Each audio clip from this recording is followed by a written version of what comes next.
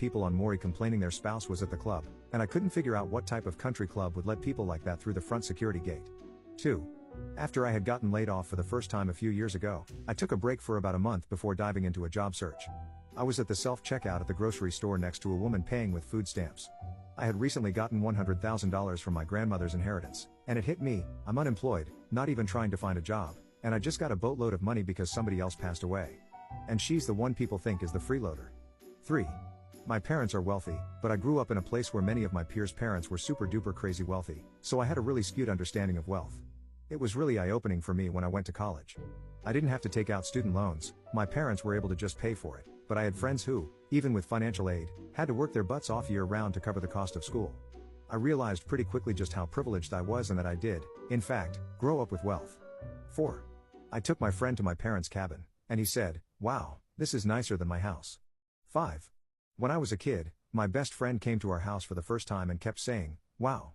He was really impressed that we had 2 TVs. It embarrassed me enough that I didn't tell him we actually had 4. 6. Becoming an adult and realizing that I have extremely good role models as parents, because when they have disagreements, they talk them out, and I have never, ever heard them argue or badmouth each other. I also realized that as a kid, my parents got me the mental health help that I needed, even though it was expensive, and continued that care for as long as I have needed it. 7. Every summer, I went to 8 weeks of overnight camp or some other cool summer program, a 30-day bus tour across the western US, 3 weeks in Australia. I had no idea what those cost at the time. 8. I don't really come from wealth, just solidly upper middle class, but as part of my job, I do home visits and have many clients who are poor.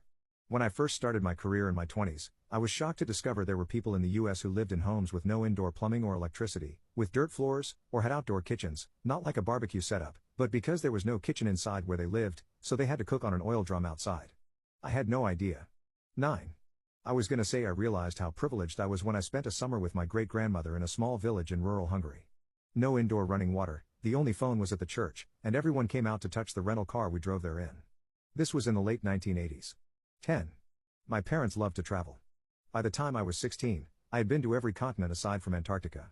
I didn't realize that this was privileged behavior until I went to college, and most of the guys I met had never left the country.